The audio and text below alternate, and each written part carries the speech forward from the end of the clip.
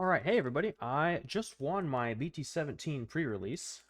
Here's the proof of winning. This is the shiny Alphamon, and I wanted to kind of share some of my thoughts when it comes to the pre-release format for the Digimon card game. Because as someone who has now won a total of 10 pre-releases, I think I know what I'm talking about, and I'm pretty well equipped to kind of share what I'm thinking when I'm going into these kinds of formats because these kinds of winners promos for pre-releases are definitely worth it. Some of them are worth a lot more than others. So if you're interested in performing better at your pre-release, especially if your locals gives out extra packs or prizing for these pre-release tournaments, really taking advantage of the opportunity. And also, I mean, sealed format is super fun. You only get to play it once every uh, couple months or so for a pre-release weekend of a new base set. So I wanted to share um, what I'm thinking, and then that way you can maybe go into your next pre-release and replicate it and perform better yourself. So just as a precursor to this whole thing, I'm assuming you already know the rules when it comes to pre-release. If not, go and read the rules, but we can do a short breakdown here. So unlike the standard Digimon trading card game format, we're playing with 40 card decks because we're playing out of drafted packs. There's a Rainbow Evolution rule, so the normal Evo requirements on cards are just treat them as if it's Rainbow Evolution. Every Digimon can Evo on any color. It just, you still need to follow the correct rules when it comes to level requirements. So like this Evo's on, it says a red or blue level 2. In pre-release, you can Evo this onto any rookie for free. Do note that text rules requirements, like this right here, Digivolve on Coromon for 0, you still need to meet the correct name if you want to do that. So, and for BT17, it's actually relevant here. If you draft a rookie Argomon here, right? Argomon evos on, we'll just protect Rainbow Evolution, so it evos on any rookie for 1, but if you evo on Argomon, it costs 0. So in pre-release format, you can't ignore this. You have to pay the 1 on every egg unless it's Argomon, then you can cost 0. So if you RNG out an Argomon in your draft and you have this Argomon, then if the stars align, you can evo for 0. So just keep that in mind. Rainbow Evolution, but all the rules, normal rules of the game will still apply. Same thing for option cards. So if you want to use an option card, you still must meet the color requirements to use said option card. So if you want to use this option card, you still need to have red and blue. So in general, most option cards are not super viable in pre-release format, but it will depend on the set. I'm not going to go into set specifics for this one, even though it is currently BT17. The rules I'm going to go over are a more general thing that you can apply to any sort of pre-release format as kind of a formula for you to follow to perform better. And then we'll do, at the end of the video, we'll do a pack draft simulator. Unfortunately, BT17 is not here, but I can draft a previous set and kind of show you what I'm thinking and what I would make my pre-release deck to be for that particular set. So we'll do that afterward. But first, so I have the BT17 card list pulled up. As a general rule, I would advise you to at least look at all the cards beforehand so you can kind of have a general idea, but that's actually not required. For BT17, I didn't actually know what any of these cards did other than there were level 7 aces that were super strong and that there were some hybrid cards. But other than that, I didn't go and do a pack analysis on every single card in the set in order to get prepared for pre-release. If you want to, honestly, that probably might be better, but is it worth your time? I'm not really so sure, because at the end of the day, it comes down to good deck building skill and not so much knowing the ins and outs of every single card interaction, because you can't really plan for these kinds of things when you're dealing with just a drafted random 72 cards out of your 6 packs. You kind of have to adapt on the fly, and that's what this video is here for, is to help you adapt on the fly. So let's get into it. So as a starting rule, you're dealing with 40 cards. Rules for level 2s, all of them. You're going to play all your level 2s. Unless you draft so many that you actually can have the luxury of choosing your better ones. But typically, if you're just going to play all your level 2s. Level 3s, you're usually going to play 12 of them, 12 to 14 of them in general. Level 4s, you're going to play at least 10 to 12. Level 5s, you want to play at least 6, preferably on the higher end, 8 to 9. Level 6s, you're going to want to play at least 5, preferably 6 to 7.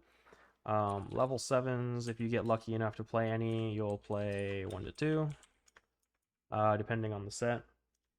Tamers, only memory setters slash gainers, and only if they synergize. And then options, only removal, and only if it's easy, and only if easy to meet color requirements. Okay, so these are the rules. This is the law. You can deviate from the law if you are experienced enough, but until you get a couple pre-release wins under your belt, don't think about deviating from this. I follow this to this day. It's very, very good and will serve you well in the long term. There are very rare exceptions where you can play tamers that aren't memory gainers or memory setters, but you need to have the correct draft for it. So to use an example, in my BT17 pre-release that I had, I actually ended up getting really lucky and pulled 1 Agumon and 3 Gabumons, along with 1 War Greymon, 1 Metal Garurumon, and an Omni Ace. So because I pulled these exact cards, I was actually willing to play. I pulled 2 copies of the Matt and Ty Tamer. I got 1 from my pre-release pack and 1 in my actual 6 packs. Even though I pulled 2 copies of it, I played 1 copy of the Tamer because with the core that I pulled, it was a pretty high likelihood in my 40 card deck that I would be able to get some value out of this. And actually, I ended up winning the finals because of this Tamer and some good decision making. So he also had an Omni Ace, by the way. But we made some good decisions and was able to win there.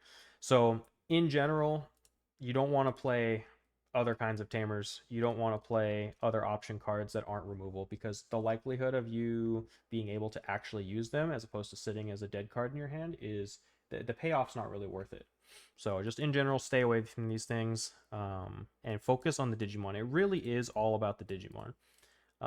If you've seen any Magic the Gathering draft videos, or Zenitsu, I know, likes to, shout out to Zenitsu, he likes to make a pre-release guide kind of video. He talks about bread. So B is for bombs, R is removal, E is evasion, A is aggro, and D is duds. So if you've never heard of this acronym, this is a Magic the Gathering draft acronym that is kind of translatable. It's not super one-to-one in this game, but it's a good idea to follow. Bombs is like you just play all your good cards, like the good cards in the set. Namely, if you pull a Gallant Crimson Ace, you basically win the draft, unless someone else pulled a Gallant Crimson Ace, because this is an absolute bomb. But you're really talking about your level 6s and or any cards that say give you advantage while at the same time removing advantage from your opponent. Mainly in pre-release format, this comes in the form of deleting your opponent's things, or if you have an effect that makes it so that you're untouchable and you can slowly start swinging over their stuff and removing their stuff. Cards that, if they're not addressed with, win you the game. Removal, so bombs and removal are basically one and the same in Digimon. Evasion, this is the kind of thing that's like, I don't really agree, because this would be cards like jamming, cards that like evade, cards that basically protect your stuff from getting removed and or allow you to go around your opponent's blockers. I guess this would also in pre-release format translate to just having blockers yourself, because blockers are so sparse. Aggro is cards that you want to turn sideways, but I mean, you basically turn everything sideways in this game. And then yeah, duds, cards that don't synergize or are just strictly worse than other cards, so you leave them out of your deck. So that is the general acronym. Take it for what you will, but realistically, this is really all you need right here. Follow these rules for your deck building. Additional rules, and we'll take some examples. Prioritize evolution efficiency. Efficiency over everything else. What does this mean? This means if I have a card that evos for 2 versus a card that evos for 3, I am almost always taking the card that evos for 2. If I have a level 5 that evos for 3 versus a level 5 that evos for 4, I'm almost always going to take the level 5 that evos for 3. Unless the one that evos for 4 can accomplish one of these other things. So like if a level 5 evos for 4 but it kills something, then it will justify its 4 cost. But for the most part, because your decks are by default not going to be consistent in pre-release, and you will most likely not have memory setters, even if you do, you may not draw it in time. The most important thing that defines your ability to be consistent and win in pre-release is your memory efficiency. So I'll just change this to memory efficiency. Memory efficiency is the most important thing, and it will win you the most games in the long run. So when you're picking your cards, let's say you have like 12 level 5s that you end up drafting. Well, you only want to take 6 to 8 of them. And of those, you want to prioritize memory efficiency. And then the ones that can do removal or contribute to winning the game, so on and so forth. You may pull more than 5 to 7 level 6s. You may pull 7 level 6s, but 2 of them are just basically vanilla cards, in which case you won't play those. You'd rather just play your 5 level 6s that are actually good and fill out those extra 2 slots with just maybe more rookies or something like that. Memory efficiency is the most important thing, and so we're gonna give an example of what that means, especially with sets going forward with Bandai printing multicolored cards. Most cards are evoing for 3 or 4 at the level 4 and level 5 slot, because they're designed to evo for cheaper over their respective names that aren't in the set. So we have to adjust these kind of rules in order to deal better with it. So this is the baseline. Now, so for BT17, whatever eggs you pull, you're going to play those eggs. Most of these eggs aren't going to have any synergy whatsoever. The only relevant egg is probably Digimon. When attacking, you can pay 1 to delete a 3k. This could be relevant on your stack. Oh yeah, wanted to, one last thing. Prioritize safe swings and protecting your stack. Just because you can turn your stack sideways doesn't mean you should. You should try and get value by saving your stack and trying to remove the opponent's stack. And sometimes that means not attacking security with your stack when your opponent has nothing on board but has something in raising that they could swing back on you with. Sometimes that means not evoing into a level 6 on the board and evoing into a second level 5 in raising, if you have the decision. Stacks win you the game in the Digimon card game in general, especially in pre-release when a removal is not prevalent, where the primary form of removal is going to be battle. So if you don't know for sure that your stack will live, most of the time don't swing with it, unless you're put in a situation where you need to, and a lot of those time you're going to learn that through experience. Anyway, back to it. So the rookies, most rookies, you're gonna just play whatever you have. Again, memory efficiency. So in this set, you're not gonna be playing the Argomons that evos for 1. You're not gonna be playing the, let's see here, where's the level 4? Evos for 3. Some of these dual hybrids. So you can play these hybrids, but play them after you fill out. So like I played every Caesarmon that I found because the evos for 2 and gives jamming as an inheritable. Before you play your other hybrids. Now in this set there may be an exception because you have abilities like this where this Digimon may Digivolve into a Digimon with the hybrid trait with the cost reduced by 1. Because of Rainbow Evolution, you can do something like a Swing Kendo and Digivolve into Aldemon. This is a very powerful, probably the most powerful combo um, in pre-release is Swing Kendo or Swing Burning Greymon Raid Digivolve into Aldemon. Aldemon, by the way, being probably the most bonkers level 5 in the set. If you pull some Aldemons, you should play all the Aldemons because it has a when Digivolving, delete one of your opponent's Digimon 6k or less. It's very relevant in pre-release format.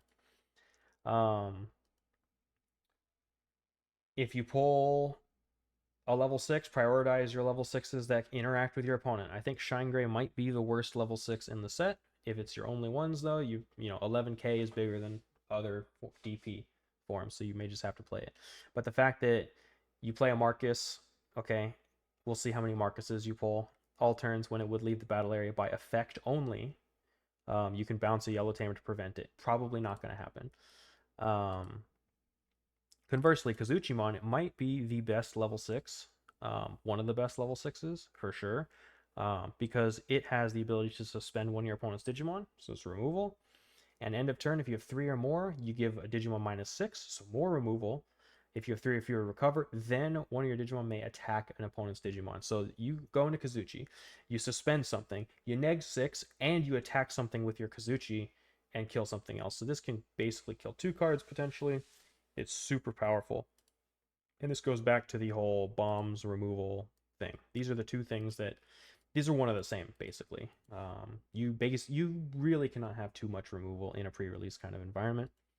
So anyway, that's the general rules that you can apply. If you pull any of the level 7s in this set, you play them. Paladin's probably the worst one in pre-release. Omni Ace and Crimson are the best because they just have on play kill stuff. So do that. And don't be afraid to just drop your cards for a lot of memory if you have nothing else to do, because it's more than likely that the card will live.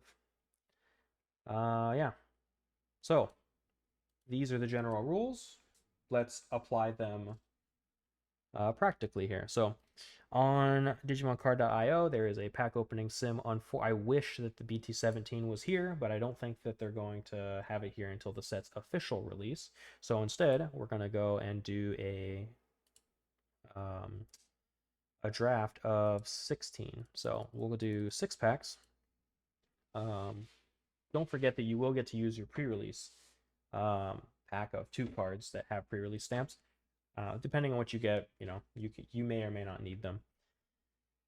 They're just bonuses. Most of the time, you're not going to get super value out of them. But we're going to have our 6 BT16 packs. So I'm not going to go do a set review of BT16. BT16's been out for a while now. But to be fair, a lot of the obscure cards of BT16 I don't remember. You probably don't remember. So let's learn together. So 6 packs. We'll go ahead and open. Okay, so let's flip here. So the first thing, what are we looking for? So every egg we're playing. So Poromon, cool. Cool card. Inherited when attacking. If the Digimon has 2 or more colors, delete a 2k. Could be relevant, so you can think about that. But most of the time, we're not really playing around our eggs. Did we get anything? Common, uncommon, common. Where's our rare? We didn't even get a rare. Okay, well, we should have at least 2 rares in here. So the pack opener is not perfect. Let's see. Doragora. Collision. Okay, so this is worth playing around. Collision is removal. It also has a when digivolving. If you have a tamer with SOC, delete an opponent's unsuspended. Okay, most of the time we're probably not going to have that. But it's more for collision. All turns when another Digimon's deleted, you can unsuspend, and it's a base 12k. So this is very, very powerful. Most likely going to play this. Slash Angemon is ridiculous. It's 11k. Evos for 3, more importantly. Memory efficiency is priority. It has barrier and reboot. So reboot, you can swing freely. Barrier, when it would be deleted in battle, you can just trash your security to protect it. And all turns when a card's removed from your security, you may unsuspend this Digimon. So it's a free swinger. This is the evasion part of Bread, right? Evasion, you have the ability to protect your own stack and get more and more value. Um, yeah, level 3s, level 4s. Sheepmon, Armor Purge Collision, again, removal, but it evos for 3, so we'll have to see what other forests we get. We're not playing options. This option, maybe, if we have Pulsemon stuff, we can ignore color requirements. But I don't know. Maybe. We'll have to see. All right, next pack. And I would also highly recommend not spending too much time reviewing the cards individually as you open them and just blitzing all 6 of your packs and looking at your whole thing after the fact to save time. Because when you're building your deck, you only have 35 minutes or 30 minutes to build your deck before the tournament begins, after they, start everything. So time efficiency is important, but most of the time it's not going to be super big deal because there's not as many decisions to make as you would think if you follow the rules. So what is this, armor per? Okay, cool. Nothing's really screaming at me here. I'm gonna go to the next one. Option card, it's black. If I have a Doragora, no, we're not playing it. Mechanori, Armor Purge, Armor Jamming on play, we delete something. So Aquila, maybe good. More egg. Okay, go to our next pack. Another option we're not going to play. Galgamon is consistency, costs 2, very strong. Ukomon, Evos for 1. Maybe. This Ukomon's really strong, but Evos for 1. It could get a lot of value, but another thing you actually want to be concerned with is because you're only playing a 40 card deck, you're drawing 5 for your starting hand, you're dealing 5 for your security. So you only really have 30 cards in your deck. So you got to be careful about decking out in this format, especially because a lot of the interaction is going to be done by evoing. You're going to be drawing a lot. So yeah, you got to be worried about decking out. I have almost decked out 3 or 4 times in the games that I've played, so almost lost a deck out because of that. So you got to be careful. Okay, we got our set here. We're gonna go to add to collection, and let's go look at what we pulled overall. Okay, so this is our whole card pool. So the very first thing that you should do is organize. So in order to better build your deck according to these rules, organize all your cards by level. Color doesn't matter, just by level. So all your eggs in one pile, all your 3s, 4s, 5s, 6s, and if you pulled any, level 7s. In a pile, separate your tamers, separate your options. And then you can start digging to see what you're going to be playing here. So we're going to sort by rookie here. Let me see if the game will let me sort by rookie. It is not working. It is annoying. Well, this, if you have it on paper, you can do that. But how many do we have here? So we have 2, 3. We have 4. We pulled 6 Kabuterimons. Okay. Uh we might wanna do that. Card number restriction does not apply when you're doing pre-release. So we can play all 6 Kabuterimons. Which we probably will actually. If we have any insectoids, we got a Stingmon, Metal Life, Blade Kuwagamon. They can search each other. I mean, it's not the worst, but maybe not. We'll have to see. Where was I? So we have how many 3s? We have 2, 3, 4, 10, 11, 12, 13, 14, 15, 16, 17. Okay, so we have 17 rookies. So again, we're only probably going to play 12 to 14 of them. So we're not going to play all 6 Kokabuterimons because we don't, depending on what bombs you pull, you don't want to be bottom decking said bombs. So it's not always great to on play if you don't actually have that many cards to search, but it is a good inheritable, so we'll think about it. So 17 rookies. How many 4s? We got 1, 2, 3, 4, 5, 6, 7, 8, 9, 10, 11, 12, 13, 14, 15, 16, 17, 18, 19, 20, 21, 22. Okay, we got a sizable amount of fours. Again, most of them are armors that evo for 3. So what we're going to do is we're going to play all the fours that we can at evo for 2. Do we even have any? Yeah, Blade Kawagumon. The Dobermon. We're playing both Dobermons. Playing both Galgamons for sure. And then we'll go through, let's see here, on play. This one is a blocker, so we're playing this for sure. You basically will play every blocker that you pull because they're so hard to have, and you can save your blockers for value in the mid game. Collision, yes. When attacking, choose the Digimon. This is removal. We'll probably end up playing that. How many 5s did we get? 2 Cerberus, 2 Divemons, Evos for 3, Evos for 3. So probably playing the Divemon. Not playing the options, even though I have 2 of them. I only have 1 Doragora. Let's see. Not gonna lie, this draft here is not. This is an example of not the best, but it is okay. Because we don't have a whole lot of choice when it comes to our level 6s. The Stingmon with Retaliation, absolutely, we're taking this one. You're going to treat this as more of a removal Digimon than just a generic 4 to climb with, because Retaliation is very strong, and we don't have very many level 6s, so we're going to be in response mode. Slash Angemon might actually be our best level 6. Because even the Doragoromon he's like the actual bomb of the deck. He costs 4. He doesn't do anything when digivolving.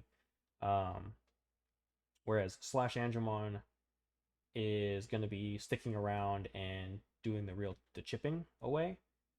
And he evos for 3. But realistically, we're just going to have to evo into whatever we find first. Level 5 on play. One of your opponent's Digimon. Digivolve 1. As much or less DP, then delete one with a play cost of 3 or less. Okay. All turns, gains all the effects of Gamamon. Okay, so it's just a villain. So it's a level 3 that digivolves 1 and deletes a rookie. It's 8k. It's pretty good. Tankdramon, we are not playing Tankdramon at all. Evos for 3, it has basically no effect. So if we can play any other 5s that read any other effect, we'll probably play that one. Soluga, Trash 2, delete a 6k. Yep, playing those. So even though it evos for 4, it evos on an SOC for 3. I don't know how many SOC level 4s we pulled, but this is removal, so it's worth paying the 4 if you can delete a 6k, because that can delete most level 4s. And then end of attack, if your opponent has 1 or more memory, unsuspend this Digimon. Probably not going to be relevant, but it's more that this can delete something. So we're going to play both of those. Play the Zanmetsumons, so that's 4 level 5s. Shootmon, on play when digivolving. If you have 3 or more security, de-digivolve 1. If you have 3 or fewer, delete 1. End of attack. Yep, and it evos for 3. Yeah, we're playing this for sure. Magna Angemon. If it's your turn, search your security stack. You can digivolve. No. Nope, we're not playing Magna Angemon and evos for 4. Nope, that is a bad level 5. Metal Life, evos for 3. On play when digivolving, you may suspend 1. Then one of your Digimon gets 3k until end. Yep, we're going to play that one for sure. Retaliation, on play, draw 2. On delete. Okay, so basically no on delete, but this one's pretty good as well. Hellugar. Yep, 8k. Evos for 4. Maybe not. Collision. Maybe. So we're gonna prioritize our 3 costs though. So we're Cerberus, Evos for 3, taking that one. Divemon, Evos for 3. Yep, taking that. Mummymon, Metal Life, Shootmon, and Zanmetsumon. Maybe one soul. Because we're prioritizing the Evo cost. And then I guess we're playing all our sixes because we only pulled three. One Dorugora. Oh, four. One Achilles, Dorugora. One, two, three, four, four. Yeah, so you just play all four of your sixes. One, two, three, four. No options. No, the options suck. While you have a Digimon or Tamron with Pulsemon in its text, you may ignore color requirements. How many Pulsemon cards do we have actually? We have a Pulsemon. We have a Runnermon that has Pulsemon in its text. Shootmon is a Pulsemon card. Yep, has Pulsemon in its text. So we might be building around Pulsemon stuff. We pulled.